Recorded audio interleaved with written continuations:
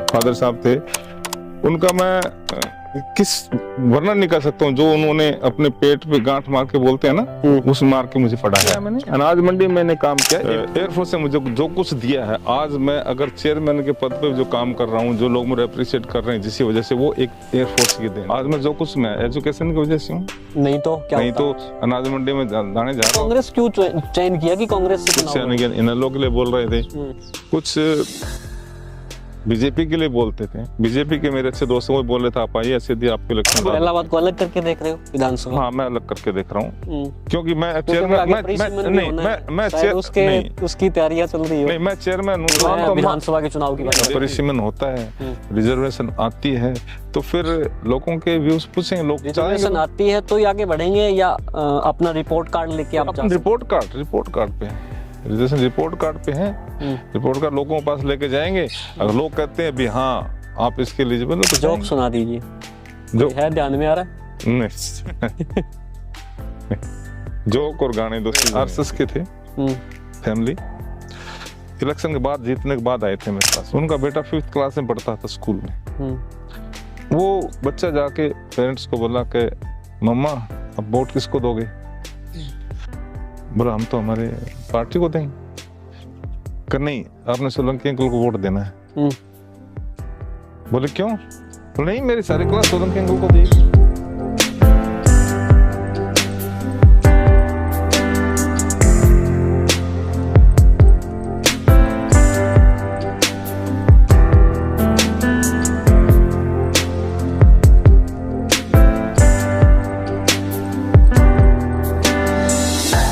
नमस्कार, ई समाचार के खास पेशकश ई टॉक में आपका स्वागत है।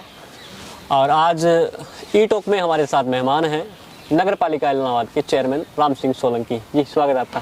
Thank you. ठीक हो? बिल्कुल बढ़िया, आप बताइए। तो अभी आप नगर पालिका के चेयरमैन चुने गए, उसका आपका 5 साल का कार्यकाल होता है। 2.5 साल आपने पूरे कर लिए हैं। हाँ, लगभग पूरे हो गए हैं। तो कैसा रहा 2.5 साल का सफर?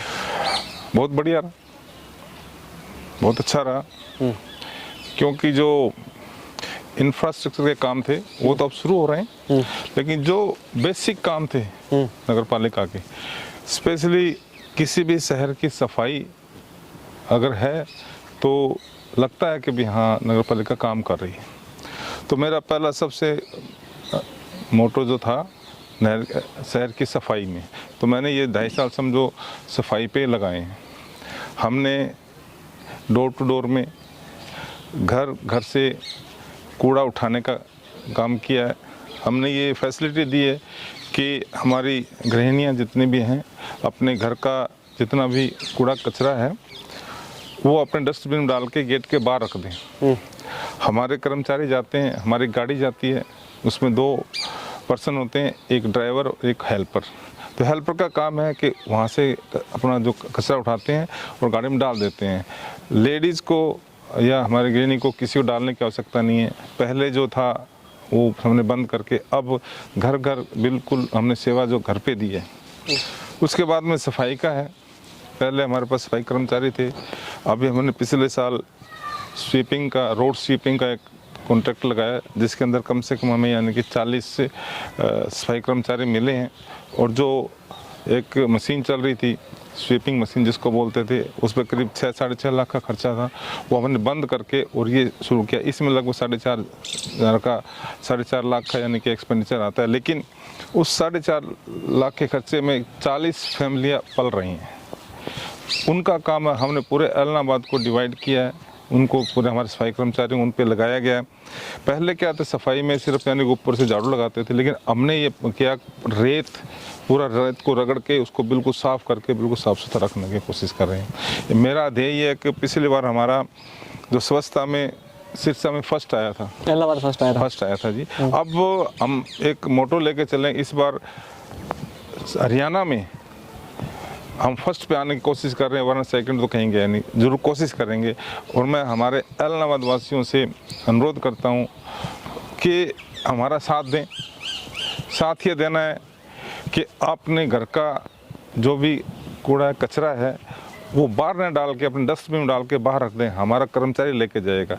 और सेम अनुरोध में हमारे जो दुकानदार भाई हैं उनसे करना चाहता हूँ कि आपकी, क्योंकि हमने इंस्ट्रक्शन किया है पूरे हमारे स्टाफ को कि सुबह दुकान ने जो खुलने से पहले 9 बजे से पहले पूरे शहर की यानी बाज़ार की सफाई हो जाए।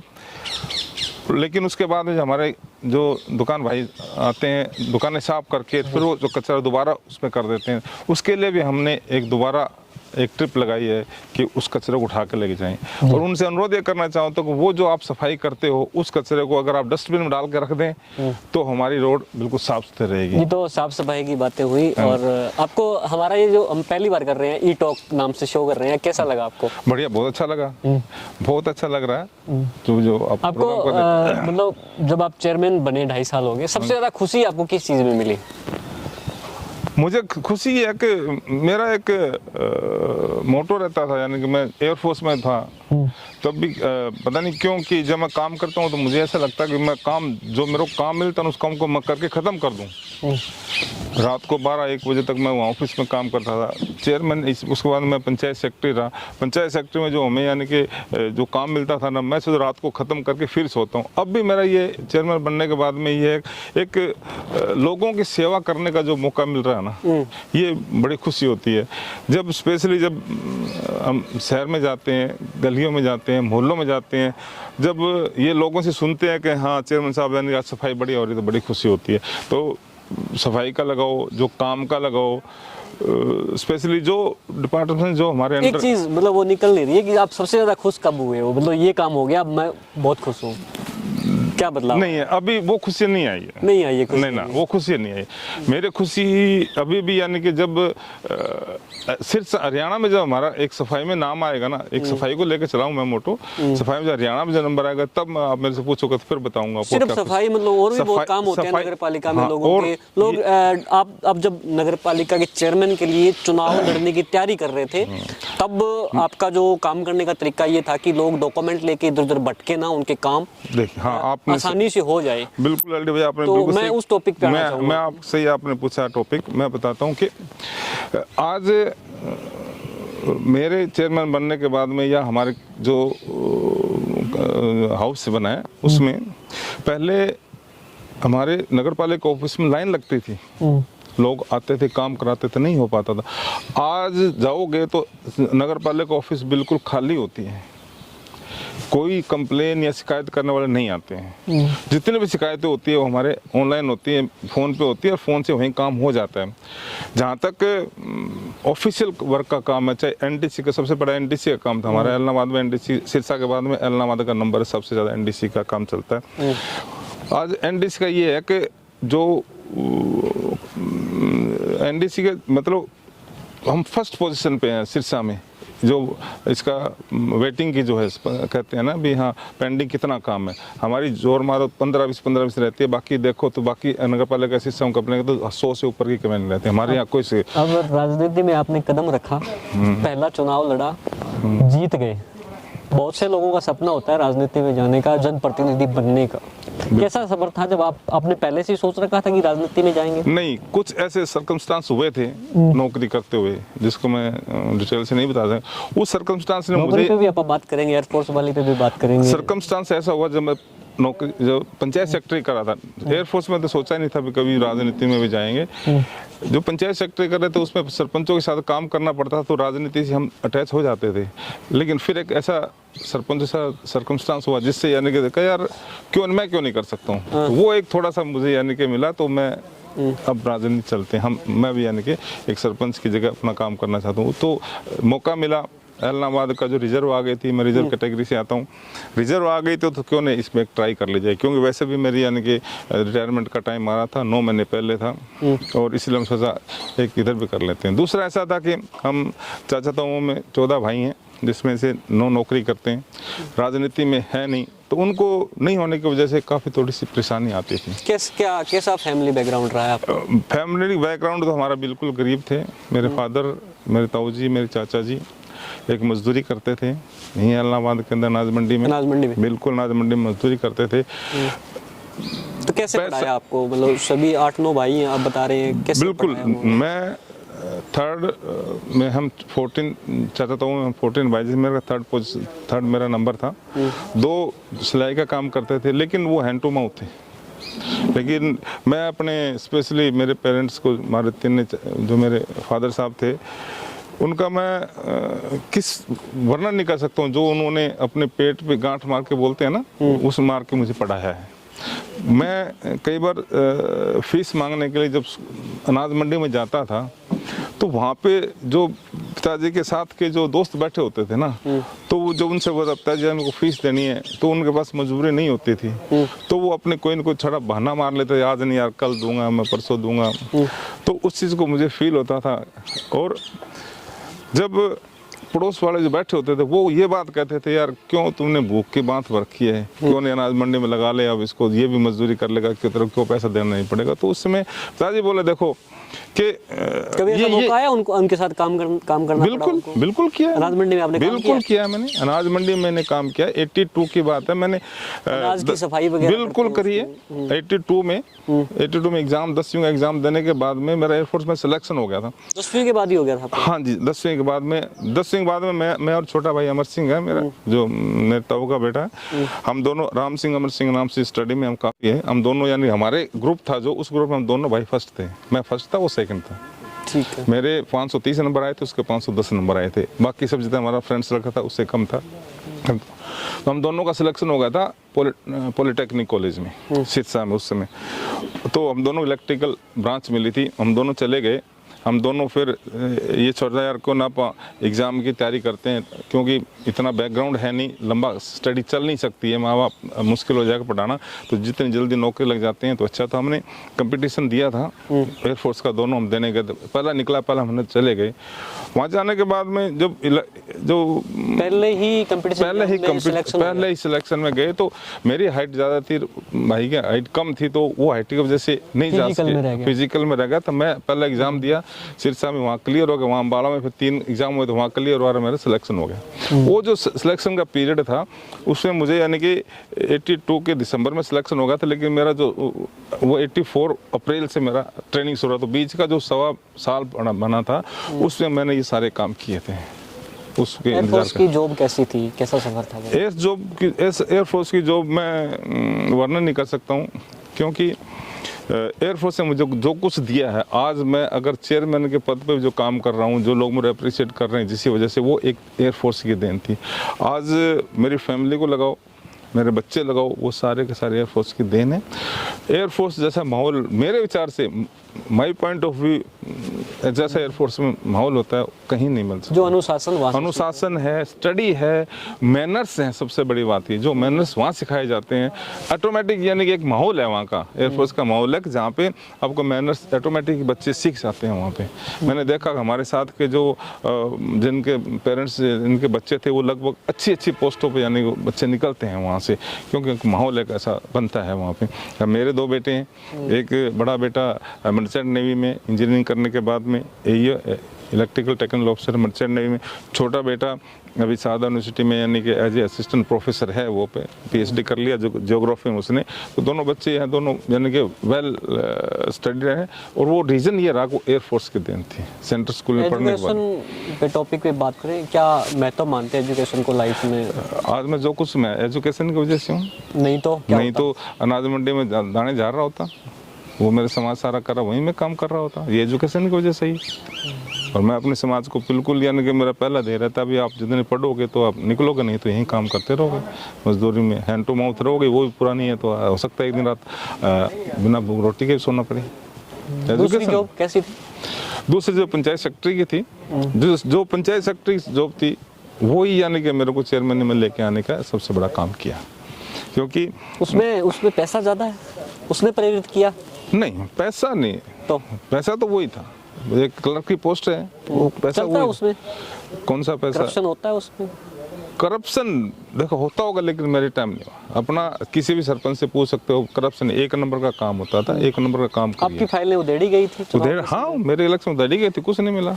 कुछ मिला नहीं। आपको कैसे पता लगा कि फाइलें उधेड़ी जा रही हैं? देखो जब राजनीति में आ जाते हैं और जब उस लेवल पे जब इलेक्शन लड़ रहे हैं तो वहाँ पे सब कुछ उधेड़ा जाता है। क्या क्या फेस किया आपने इलेक्शन में? मतलब नहीं। पहले आप सोच रहे थे कि चुनाव लड़ेंगे, इजी लग रहा था कि चेयरमैन बनेंगे, लोग प्यार देंगे, लेकिन जब आपने चुनाव लड़ा कहीं ना कहीं ऐसा फेस भी आया कि टफ हो गया? देखो ऐसा है कि उसके लिए ना मेरी फैमिली मेरे लिए यानी कि बहुत एडवाइस रहा फैमिली का कि हम जितने भी भाई काम कर रहे हैं उनका एक नेचर ऐसा है कि इलाहाबाद लोगों ने उनको बहुत प्यार दिया, बहुत आशीर्वाद दिया। एक कहा भी कौन सा सोलंकी फैमिली से यार, बहुत बड़ी याद फैमिली है। क्योंकि आज तक अभी तक मेरे परिवार में इतना बड़े परिवार 14 हम भाई हैं, 16 हमारी सिस्टरें हैं।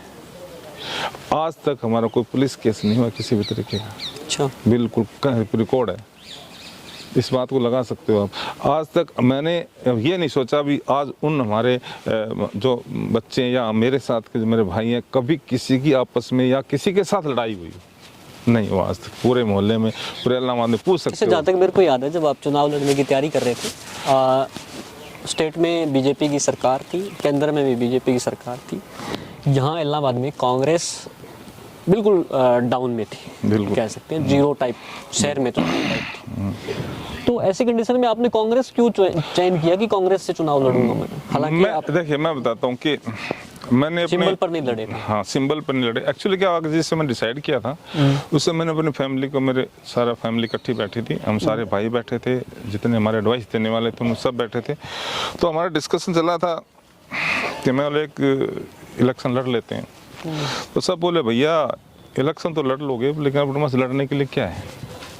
कभी इलेक्शन लड़ा नहीं, वोट मांगने का तरीका नहीं, और लड़ोगे तो किस पार्टी से लड़ोगे? क्योंकि हम वैसे कांग्रेस ही रहे लेकिन कार्यकर्ता नहीं रहे।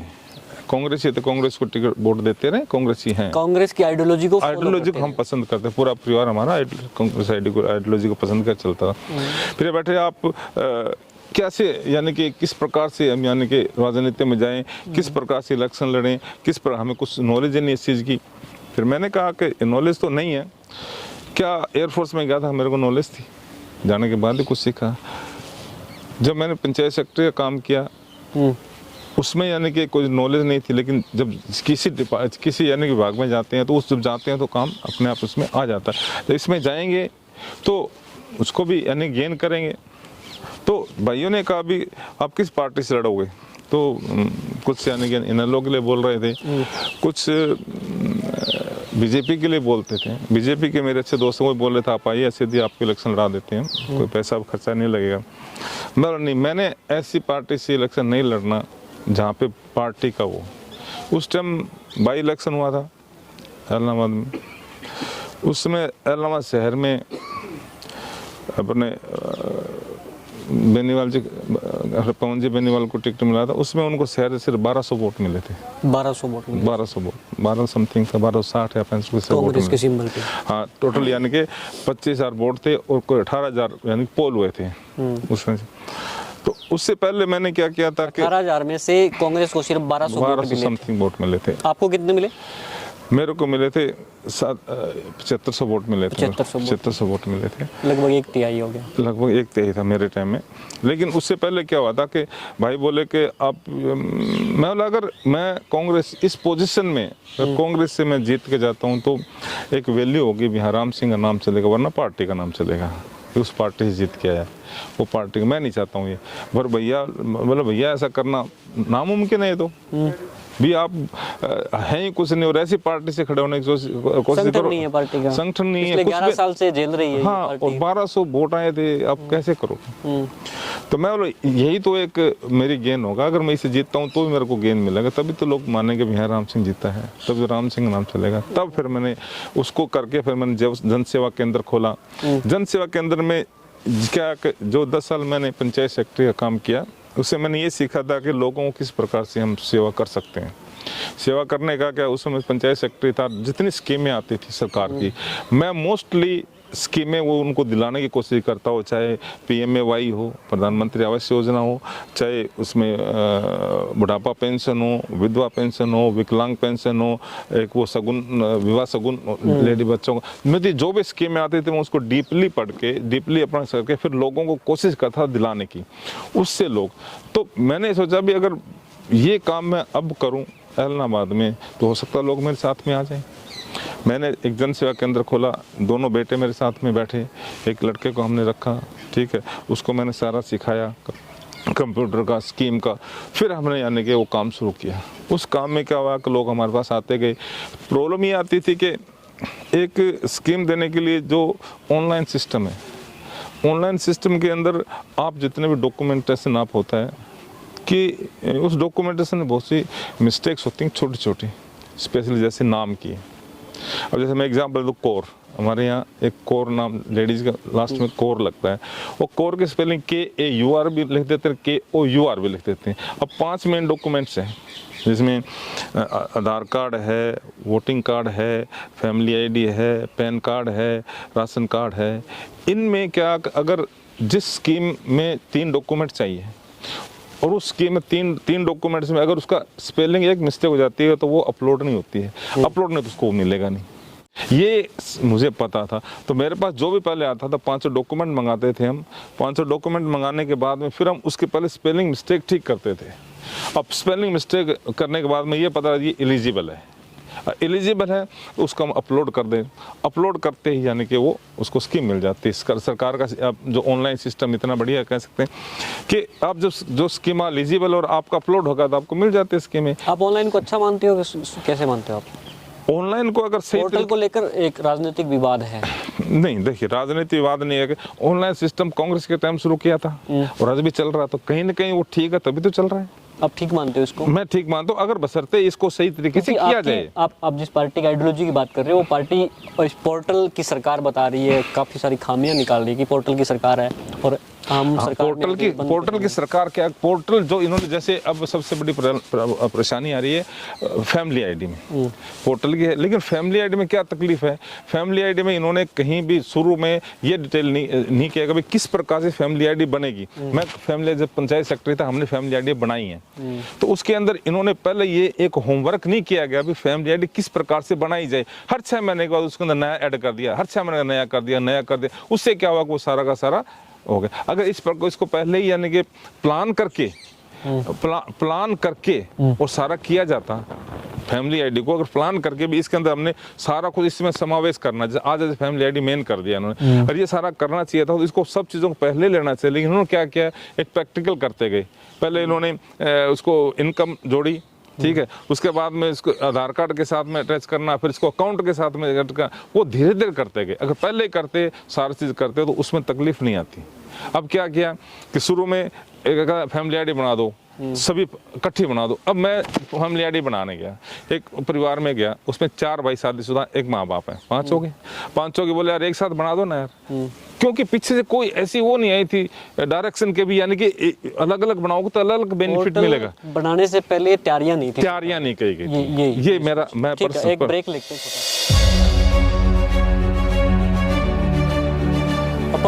अभी पार्टी के आइडियोलॉजी पे बात कर रहे थे। आजकल आपने जैसे कहा कि जिस समाज से मैं आता हूँ, अगर हम पढ़ नहीं पाते तो आज हम अनाज मंडी में अनाज साफ कर रहे हैं, बिल्कुल मजदूरी कर रहा होता कहीं ना कहीं। तो आज संविधान को लेकर, बाबा साहब भीमराव अम्बेडकर को लेकर काफ़ी सारी चीज़ें चल रही है, कांग्रेस प्रदर्शन भी कर रही है। एक गृह मंत्री ने एक बयान दिया था, अमित शाह जी ने, कि सारा दिन जो है अम्बेडकर की रट लगाई है। इसको आप कैसे देखते हैं, मतलब क्या? देखिए ये तो बहुत गलत हुआ, क्योंकि अंबेडकर जी मेरे विचार से वो शख्सियत हैं जिनको भगवान नहीं तो भगवान से कम भी नहीं कहा जा सकता मेरे विचार से। क्योंकि उनकी वजह से, स्पेशली मैं बोलूं या मेरा ऐसे समाज बोले, ठीक है, या रिजर्वेशन वाला जो समाज बोले, तो आज उनकी वजह से ही है। नहीं तो कहाँ हमारे, आज मैं चेयरमैन हूँ तो किस वजह से हूँ, सिर्फ उनके रिजर्वेशन की वजह हूँ, वरना नहीं बन पाता। ये बहुत बड़ी देन है उनकी, और उनका अपमान करना एक बहुत गलत बात मानता हूँ मैं, चीज़ नहीं होना चाहिए। जरूर उनका रिस्पेक्ट करना, उन्होंने जो कुछ किया, उन्होंने जो कुछ किया है वो किसी के कंपैरिजन नहीं है, कंपेयर नहीं कर सकते उसको। यही दिक्कत हो जाती है। जैसे आपने कहा बाबा साहब अम्बेडकर सिर्फ ऐसी समाज के उत्थान के लिए थे या बाकी लोगों नहीं, उन्होंने सबके लिए किया। बताओ क्या, लेडीज के लिए, महिलाओं के लिए उन्होंने रिजर्वेशन किया, गरीब के लिए रिजर्वेशन किया है। ऐसी इसी का तो उन्होंने वो थे, उनको करना था, क्योंकि वो तो एक बिल्कुल ही ऐसे थे, उनको तो गाँव में नहीं घुसने देते थे। उनके लिए बाहर की बस्तियां थी, उनके रिजर्वेशन की वजह से यानी कि उनको हक मिला तो वो अपने गांव में आके बसने लग गए, इसलिए ऐसी ऐसी उसको ज़्यादा मानते हैं। लेकिन उन्होंने सबके लिए रिजर्वेशन किया, किसके लिए क्या बताइए, हर किसी के लिए किया उसने, तो वो सभी के थे। लेकिन एक तबके ने उनको एक जगह का बनाने की कोशिश करी है। कुछ दूसरे लोग भी चाहते थे भी ये एक के बन के रह जाएं, लेकिन जो मान सम्मान उनको मिलना चाहिए था, उनके उतना मान सम्मान अभी तक उनको मिला नहीं। उनको और यानी कि ज़रूरत है मान सम्मान मिलने। आप कभी रोए? रोना तो नहीं, देखो एयरफोर्स ने इतना कुछ दिया, इतना दिल हार्ड किया कि नहीं, रोना अभी तक तो नहीं हो। कभी मतलब किसी चीज़ के लिए रोए हो जब पढ़ते थे तब? नहीं, ऐसा रोने के लिए कभी दिल टूटा? नहीं, ऐसा वाक्य नहीं हुआ अभी तक। भगवान के दया से या फैमिली की दया से लगा, ऐसा नहीं हुआ कि हम यानी कि किसी ग्रेट सोरो में, ऐसा नहीं हुआ अभी तक। समाज सेवा को कैसे समझते हैं आप? समाज सेवा तो ऐसा लगता है कि शायद जिंदगी भर लगा रहा हूँ मैं, कम नहीं है। एथिक्स क्या है समाज सेवा के? मतलब बहुत किसी के भी काम आ जाना, एथिक ये भी आप समाज सेवा कर रहे हो, किसी की हेल्प कर देना, किसी के काम आ जाना।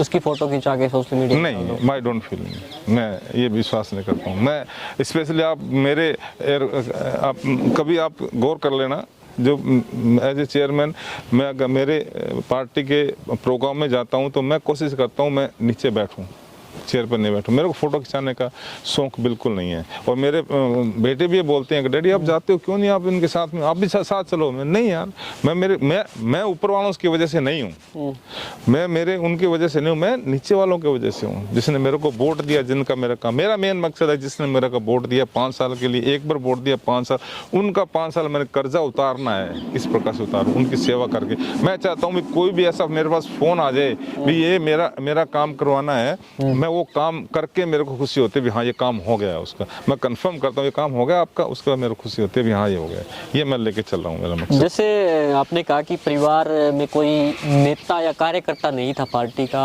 आइडियोलॉजी को फॉलो करते थे, पार्टी की विचारधारा पसंद करते थे, कांग्रेस की, वोट उनको करते थे। अब कहाँ तक पहुँचे पार्टी में, पकड़ कहाँ तक बना ली है? देखिए पकड़ तो ये है कि अब हरियाणा में देखो तो हुड्डा साहब के पास भी जाके हैं, बहन शैलजा के पास में भी जा रहे हैं, वो भी इज्जत करते हैं दोनों, मैं भी इज्जत करता हूँ, ठीक है। बाकी मेरा पार्टी से मतलब किसी भी यानी राजनीतिक पार्टी का मतलब मेरा मकसद है कि आप लोगों से कितना जुड़ पाते हो तो आप में स्ट्रॉन्ग है। ऊपर वालों से जुड़ने से आपको मेरे विचार से तो इतना वो नंबर बने हैं कहीं ना कहीं संगठन में, पार्टी में। हाँ बने। अब मैं बताऊँ आपको एग्जाम्पल देता हूँ कि चाहे कुछ भी हो, जब मैं जीता था पहली बार 91 में, यानी कि कांग्रेस के हमारे मनीराम जीते थे, उसके बाद में कोई कांग्रेस का हमारा एलनावास विधानसभा से नहीं जीते हैं। हमारे बस सिंह जी भी यानी कि चोपटा जीते थे, ना कि एलनावास जीते थे 2005 में जब जीते थे। और अब इलाहाबाद को अलग करके देख रहे हो विधानसभा? हाँ मैं अलग करके देख रहा हूँ, क्योंकि मैं उसकी तैयारियां चल रही है। नहीं, मैं चेयरमैन हूँ, तो अब मैं चेयरमैन एलनाबाद शहर का हूँ, ठीक है, इसलिए मेरे को उनसे अलग करके थोड़ा सा देखना पड़ रहा है। जब मैं जीता था तो मैं 347 वोटों से जीता था चेयरमैन में। फिर MP साहब का इलेक्शन हुआ, लोकसभा का इलेक्शन हुआ, हमने मेहनत करी खूब। कितने वोट दिए थे शहर से? शहर से हमने उनको 8500 वोट दिए थे। अच्छा। और सेकंड को 6500 वोट आए थे लोकसभा में, और 2000 से जीत हुई थी। 2000 वोटों से शहर से, यानी कि पहले जीते हैं? पहले कभी नहीं जीते हैं, शहर से कभी नहीं जीते पहले। और इस विधानसभा में? इस विधानसभा में बताता हूँ आपको, इस विधानसभा में एक ही चल रहा था अभी, यानी कि लोकदल यानी कि 6000 वोटों से जीतेगी। लेकिन जिस प्रकार से मैंने स्टडी करी थी, मैं क्या हर वोटर के पास में जाना मेरे को अच्छा लगता है, मैं गया हूँ तो मेरा आइडिया था भी 6000 से नहीं तो हम यानी कि बराबर तो रहेंगे। लेकिन देखिए लोगों का आशीर्वाद कितना कि हम 2500 वोटों से जीते थे। कितने वोट मिले? 2500 वोटों से वोट मिले थे 9500। और मैं 500 से 340 वोटों जीता था। नेक्स्ट इलेक्शन जो हुआ था लोकसभा, उसमें हम 2000 वोटर जीते, और थर्ड जो विधानसभा का जिसमें उम्मीद नहीं थी हमें, उसमें हम 2500 वोटों जीते हैं। लोगों का हमारे पास आशीर्वाद मतलब प्यार बढ़ता जा रहा है, और ये सारा का सारा जो हम इलाहाबाद में जो काम करवा रहे हैं उसको देखते हुए मैं ऐसा मानता हूँ कि उस काम को देखते हुए मुझे यानी कि आशीर्वाद मिल रहा है लोगों का। हरियाणा की राजनीति में कौन नेता बढ़िया लगता है? नहीं, देखिए, नेता वो बढ़िया लगता है जो पब्लिक से जुड़ा हो। मैं उस नेता को अच्छा मानता हूँ जो पब्लिक के काम कराए, पब्लिक से मिले, जो पब्लिक से अपना जी छुड़ाने की कोशिश करता है, तो मैं उसको नेता नहीं मानता, क्योंकि नेता पब्लिक के वोटों से बनता है, ना कि खुद के उससे। तो जो पब्लिक से जो ग्राउंड लेवल जुड़ा होगा वही नेता है। मेरे जोक सुना दीजिए, जो है ध्यान में आ रहा? नहीं जोक और गाने दो चीजें नहीं आती। गाने नहीं सुने आपने? सुनता हूँ, जोक भी सुनता हूँ। कैसे मतलब इंटरटेनमेंट कैसे करते हैं? इंटरटेनमेंट अभी मैं ज़्यादा स्पोर्ट्स में रखता हूँ। स्पोर्ट्स में पहले भी खेलते हैं आप? बिल्कुल, एयरफोर्स खेला हूँ मैं, क्रिकेट में एयरफोर्स खेला हूँ मैं, एयरफोर्स लेवल, मतलब एयरफोर्स की टीम होती थी लगभग? बिल्कुल, एयरफोर्स यानी एक स्टेप डाउन है रणजी ट्रॉफी से, उसमें रणजी ट्रॉफी चलती थी। मैं एयरफोर्स खेला हूँ, लेकिन मेरा अभी आप नगर पालिका में रहते हुए स्पोर्ट्स के लिए क्या कर रहे हैं? स्पोर्ट्स के लिए देखिए, हम जो कटारा स्यूटा है उसके पीछे इंडोर स्टेडियम बना रहे हैं। Indoor stadium? हाँ, उसके अंदर, क्योंकि टेनिस के लिए, टेनिस का उसमें नहीं बन पाएगा, लेकिन उसमें जो बनेगा बैडमिंटन का होगा, बॉक्सिंग होगा, कबड्डी का मैट लगाएंगे, ठीक है, टेबल टेनिस होगा और बिलियर्ड, इनका कोशिश करें ये उसके अंदर हमारे बन जाए। क्रिकेट स्टेडियम की एक मांग थी। क्रिकेट स्टेडियम ऐसा मांग है कि अगर सरकार आ जाती तो मेरा पक्का, यानी कि बहन शैलजा को मैंने बोला हुआ था, दीपेंद्र भाई को मैंने बोला हुआ था, अभी हमारे इलाहाबाद में स्टेडियम है, सरकार आती तो मैं पक्का इसके लिए कोशिश करता हूँ। एज ए जनप्रतिनिधि, जो बीजेपी के जो सीएम हैं, मतलब अभी जो हरियाणा के सीएम है नायब सिंह सैनी, उनसे भी तो आप मांग कर सकते हैं? मांग कर सकते हैं, मैं अपने हाउस के साथ जाऊँगा, हमने प्लान किया, जाएंगे, कुछ काम मांग है, जैसे कि स्टेडियम। दूसरा, हमारा एक सबसे बड़ी समस्या है पंचमुखी चौक की, जहाँ पे हमारा सर्कल नहीं बनता है, वहाँ ट्रैफिक जाम वी बनता है। वहाँ पे जो स्पेशली जब सीज़न का टाइम होता है तो बड़े ट्राले जो आते हैं उनको मोड़ने में बहुत मुश्किल होती है, एक ट्राले को मोड़ के फिर बैक करना पड़ता है उसको, तब वो पूरा मोड़ पाता है। तो वो जो थोड़ा सा अधिग्रहण करके, ठीक है, अगर वो चौक बन सकता है तो इसके लिए मैं। दूसरा है कि जो हमारी जो नहर है नचिकेतन पब्लिक स्कूल से लगा के जो बाईपास आगे तलवाड़ा रोड से होते हुए यानी कि अपना हनुमानगढ़ रोड पे आती है, मैं चाहता हूँ इसको अंडर पाइपलाइन करके और यहाँ पे दोनों तरफ से बाईपास बनाया जाए, तो हनुमानगढ़ से आने वाले जैसे सिरसा में, हाँ, जैसे सिरसा बनी इस प्रकार से बना जाए तो एक तो वो हमारे बाईपास होगा। नंबर 2, सबसे बड़ी बात है उस नहर में उसमें गंदगी बहुत होती है, क्योंकि घर का कचरा लोग डाल देते हैं उसमें, और वो आगे पीने का पानी भी जाता है आके, तो वो गंदा ना हो, इसलिए ये अंडर पाइपलाइन हो जाएगी शहर के अंदर से, तो जहाँ तक मेरे लिए अच्छा होगा। ये अभी 2.5 साल आपके 2.5 साल बचे हैं। मतलब ऐसा क्या आपके माइंड में चल रहा है कि अब ये टारगेट पूरा हो जाए? मेरे टारगेट मैं बताता हूँ आपका टारगेट क्या है।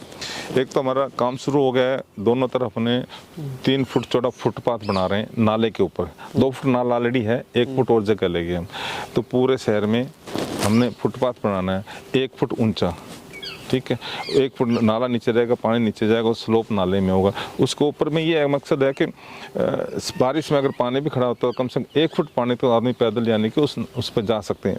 दूसरा ये है कि मान लो कोई कस्टमर आता है, एक दुकान से दूसरे दुकान पर जाने के लिए लोग सामान बाहर निकाल लेते हैं, बाहर निकालने के बाद में वो रास्ता बंद हो जाता है, दूसरी दुकान पर जाने उनको घूम के मेन उससे रोड के ऊपर आना पड़ता है। जब फुटपाथ फुटपाथ है अपना थ्रू, बिल्कुल थ्रू बाजार में दोनों साइड में काम शुरू हो गया ये। दूसरा स्टेडियम का मैंने आपको बताया। तीसरा हम एक लाइब्रेरी बना रहे हैं, ई लाइब्रेरी जिसको बोलते हैं, देवीलाल पार्क से काफी बाहर है लाइब्रेरी जो पुस्तक। हाँ, वो बाहर है इसलिए लोग जा नहीं पाते हैं। कोई बिल्डिंग नहीं, शिफ्ट होने का प्लान चल रहा है? वो हम बिल्डिंग बना लेंगे तो उसको शिफ्ट कर लेंगे, क्योंकि अगर वीडियो दफ्तर का वो ग्रामीण के लिए बनाया है तो ग्रामीण हम बना रहे, बिल्डिंग हम बना रहे हैं तो आ जाएगी। वो लाइब्रेरी यहाँ जाती तो अच्छा है, वो बहुत बढ़िया लाइब्रेरी है। ये लाइब्रेरी बना देंगे तो लाइब्रेरी हम बिल्कुल सेंटर ऑफ इलाहाबाद तो जहाँ तक मेरे को याद आ रहा है ना, जब आप इलेक्शन लड़ रहे थे, जब बिल्कुल नज़दीक के दिन थे इलेक्शन के, पोलिंग की, तब बारिश का जो पानी था वो काफ़ी बड़ा मुद्दा बना था। बिल्कुल बना था। तो उस पर जीत पा ली है या कहीं कसर नहीं, रह रही है, देखिए, कुछ कमी नहीं, रह रही है? 70% आपने जीत पा ली है।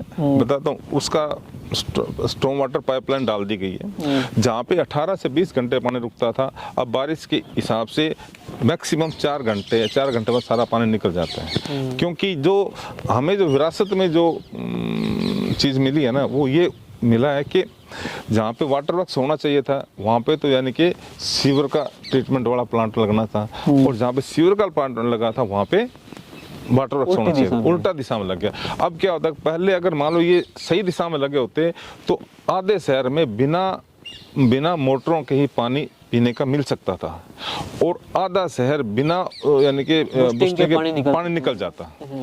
क्योंकि सदा यानी कि वेस्ट में, यानी कि हर गांव में देख लो, चाहे वेस्ट में यानी कि पौंड होते हैं, क्योंकि ढलान के किस तरह पौंड होते हैं, तालाब होते हैं, हमारा उल्टा बना दिया। ये भी तालाब ही है, पानी शहर का पानी जाना, ये हमें यानी कि विरासत मिली। अब क्या होता है कि पानी भरता है, पानी भरने के बाद में बूस्टिंग होता है, वहाँ मोटरें चलती हैं। जब मोटरें चलती हैं तो वो जो मोटरें घर में पानी जाता है, तब वो पानी खत्म होता है ऑटोमेटिक। वरना ढलान में तो आधा तो पानी ढलान में चला, तो आधा शहर वैसे ही ऊंचा में हो जाएगा। इस प्रकार पानी पीने का पानी है, ये नीचे से उठा के ऊपर भेजना पड़ता है। ये दो समस्या, दोनों पानी की बूस्टिंग है, यही समस्या। तो बात कर रहे थे कि आप ने कहा कि आपने चुनाव लड़ा, उस समय कांग्रेस यहाँ डाउन में थी, अभी उसके आपके चुनाव के बाद 2 चुनाव और हो लिए, उसमें पार्टी ने यहाँ से बहुमत लिया है। तो आगे संभावनाएं हैं पूरी 2026 में कि परिसीमन हो, तो आपके पास भी कोई प्लान है इससे आगे, नगर पालिका से भी आगे जाने का? कैसे देखिए, प्लान तो विधानसभा के चुनाव नहीं, देखिए, चेयरमैन के लिए मैंने किया कोशिश, ठीक है, लोगों ने आशीर्वाद दिया, ठीक है, ये लोगों पर डिपेंड करता है कि कितना आशीर्वाद देते हैं। क्योंकि जब नज़दीक आएगा, परिसीमन होता है, रिजर्वेशन आती है, तो फिर लोगों के व्यूज पूछेंगे, लोग रिजर्वेशन आती है तो ही आगे बढ़ेंगे, या अपना रिपोर्ट कार्ड लेके अपन रिपोर्ट कार्ड पे है, रिजर्वेशन रिपोर्ट कार्ड पे है, रिपोर्ट कार्ड लोगों के पास लेके जाएंगे। अगर लोग कहते हैं भी हाँ आप इसके एलिजिबल हो तो जाएंगे। लोगों पर डिपेंड है, हाँ, लोगों से क्योंकि इन लोगों को बनाना है, और वोट देंगे लोग तो तभी तो आगे बनेंगे ना। लोगों पर डिपेंड करता है सारा पॉलिटिकल जो है। आप लड़ना चाहते हैं विधानसभा? अगर लोग कहें तो लड़ेंगे, लोगों पे, मैं नहीं, लोग कहेंगे तो लड़ेंगे। लोगों को ऐसा लगता भी हाँ हमें यानी कि ऐसा, नगर पालिका के लिए लोगों ने कहा था, हाँ बिल्कुल आप भी इसमें, आपको पता है अभी लोगों ने एक, अब मैं आपको एग्जांपल बताता हूँ आपको क्या लोग नगर पालिका में, तो एक हमारे आरएसएस के थे फैमिली, इलेक्शन के बाद, जीतने के बाद आए थे मेरे पास में, और वो बोले थे कि यार सोलंकी जी आप बताओ, आपने, उनका बेटा 5th क्लास में पढ़ता था स्कूल में, वो बच्चा जाके पेरेंट्स को बोला कि मम्मा आप वोट किसको दोगे? बोला हम तो हमारे पार्टी को देंगे। कर नहीं, आपने सोलंकी अंकल को वोट देना है। बोले क्यों? बोले नहीं, मेरी सारी क्लास सोलंकी अंकल को देगी। सोलंकी अंकल को दे, हमारी पार्टी से नहीं, हम नहीं देंगे उसको। कर नहीं, रोने लग गया हो। बोले ठीक है, मेरे को नहीं, पापा से बात करना। शाम को पापा आया तो पापा को वो रोने लग गया कि नहीं सोलंकी अंकल को वोट देना। तो जब जीतने के बाद दोनों मियाँ बीवी आए थे बच्चे के साथ में, वो कहते सोलंकी जी आप ये बताओ, आपने ये बात स्कूल में कैसे पहुंचाई 5वीं क्लास के बच्चे के, ये कभी आपको वोट देगा? तो वो एक, मैं आपको कहना चाहता हूँ, वो एक लोगों की थी चाहत भी, हाँ उम्मीद थी, वो एक निकला था, टेक्निकल आदमी चाहिए उनको, हाँ निकला था। तब यानी कि मेरे को लग रहा था हाँ भी यानी कि आगे जाना चाहिए, क्योंकि मैंने 9 महीने पहले जनसेवा केंद्र खोला था, उसमें प्रैक्टिकल किया था भी लोग क्या बोल रहे हैं। अब एग्जाम्पल दिलाता हूँ, जब 3 महीने रह गए थे ना, तो छोटे भाई बोले कि भैया अब वोट मांग लो, कैसे मांगा जाता है? बोले यार हमें तो मांगना नहीं आता, कैसे मांगे? फिर टिब्बेट हमारा नेटिव प्लेस रहा है वहाँ पे, तो लोग जानकार थे, दुकानदार सारे, तो बोले कि चलो यहाँ से शुरू करते हैं भैया। तो हम छोटे भाई थे, और अच्छा वोट मांगने का आइडिया नहीं आ रहा था? नहीं, हमको कोई आइडिया नहीं था। हम चले गए, हम गए वहाँ पे, जाने के बाद में तो पहले दुकान पे गए कि बोला हाँ जी, क्योंकि मुझे करीब 6 महीने हो गए थे जनसेवा केंद्र चलाते। वो जनसेवा केंद्र से लोगों के प्रति, कोई सोलंकी नाम से है जिसने जनसेवा केंद्र खोला, फ्री ऑफ कॉस्ट सारा काम होता है, ऐसा लोगों में बात चली गई थी। फिर हम गए, पहले दुकान पे गए तो छोटे भाई ने कहा भैया ये वो हैं, और उन्होंने कहा ये मेरे भाई हैं बड़े, इलेक्शन लड़ना चाहते हैं चेयरमैन का। कहा अच्छा सोलंकी जी आप हो? हाँ मैं हूँ। कहा लड़ो भैया आपके साथ हैं। 5 दुकानों पे गए तो हमें हौसला हो गया यार हम जा सकते हैं। और 5 दिन लगाए हमने देवलाल चौक तक आने में। वो 5 दिन लगा लो, जो कॉन्फिडेंस मिला ना वोट का, मतलब लोगों से किस प्रकार से वोट मांगा जाए, वो 5 दिन थे। उसके बाद तो भगवान ने साथ रहा, लोगों ने आशीर्वाद दिया, आज चल रहे हैं इससे। उस दौरान कभी ऐसा फेज भी आया कि यार हार सकते हैं चुनाव, ऐसा लगा? नहीं, मेरे को ऐसा नहीं लगा, ऐसा कहीं नहीं लगा भी मारूंगा। पता नहीं क्यों इतना कॉन्फिडेंस है। जो मतलब किसी के पास भी मैं गया हूँ ना, मेरे को किसी ने, आप सरकार के सामने लड़ रहे थे आप? हाँ, मेरे को ये पता नहीं सरकार है कि नहीं, मुझे नहीं पता था। मुझे लोग दिखाई दे रहे थे, लोगों को काम दिखाई दे रहा था, लोगों के पास जा रहा था मैं। जाके मेरे को फील होता था यार, एक में मेरे को बोले कि आप रामलीला ग्राउंड में जाके देखो, वहाँ लोग बैठते हैं। तो मैं दिल में यानी कि यार क्या बात करूँगा, क्या नहीं बात करूँगा। वहाँ जाके मैं बैठा, मैंने बोला जी मैं ऐसे ऐसे इलेक्शन लड़ना चाह रहा हूँ। बोला आपका विजन क्या है? जब मैंने उनको बताना शुरू किया ना, जो मेरा विजन जो भी मैंने उनको बताना शुरू किया, तो मेरे को 20 मिनट लगी। 20 मिनट में वो लोग भाई यार आप जैसा आदमी चाहिए हमें। हमारे एक मेन वकील साहब है इलाहाबाद के, जब मैं वोट मांगने गया तो बोला अच्छा सोलंकी आ जाओ। क्यों वोट दूँ तेरे को, क्या खासियत तेरे में? मैं बोला जी खासियत मेरे कुछ नहीं है, आप मेरे से क्वेश्चन पूछो, मैं आपको जवाब दे दूंगा। आप पूछिए क्या करना चाहिए, मैं क्या करना चाहूँ। उसने मुझसे पूछा, आज भी हैं वो, आज भी इस चीज़ को मानते हैं। 15 मिनट मुझे मेरा इंटरव्यू का, मेरा इंटरव्यू अगर पास हो गया तेरे को मैं जीतने ही निकलेगा। आज वो चीज़ को मान रहे हैं, और वो जो मैंने उनको बोला वो आज मैं उनको करके दिखा रहा हूँ। उनसे पूछता हूँ क्यों जी सही है? बोला बिल्कुल। कितनी उम्र हो गई आपकी?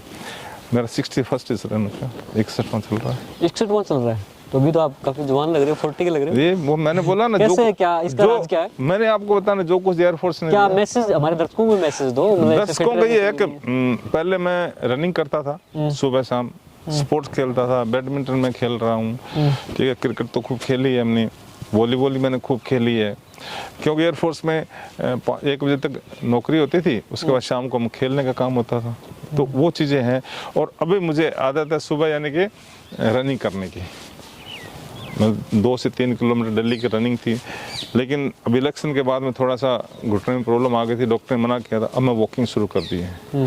अब सुबह मतलब चलना नहीं छोड़ा आपने? नहीं, सुबह अब मैंने क्या किया कि घूमने निकलता हूँ। अब एक और मेरे को मिल गया ना चेयरमैन बनने के बाद में, अब शहर का चक्कर लगाता हूँ, शाम को गाड़ी से चला जाता हूँ, और सुबह नॉर्मली कई बार मैं करता हूँ पूरा शहर का, यानी यहाँ से टिब्बी अड्डा पूरा ऊपर से घूम के, जहाँ पे सफाई भी चेक करनी है और घूमना भी हो जाता है। ये भी आपने एक ना बहुत अच्छी बात है, एक दिन आपके साथ वॉकिंग पे चलेंगे, सुबह बिल्कुल, शहर का भ्रमण करेंगे, उसका वीडियो भी शूट करेंगे। हाँ बिल्कुल, सुबह चलिए, मैं आपको बता दूंगा। लेकिन उससे पहले ना जो इसमें कमेंट आएंगे, अगर किसी ने कोई समस्या रखी कि हमारी उम्मीदों पे खरे नहीं उतरे, तो उस पर भी हम बाद में बात करेंगे। देखिए इतना बड़ा शहर है, इतना बड़ा शहर है जहाँ 26,600 कुछ वोट्स हैं, ठीक है, और 52,000 यानी कि हमारी पॉपुलेशन है, तो उसमें हो सकता है कोई काम रह गया हो।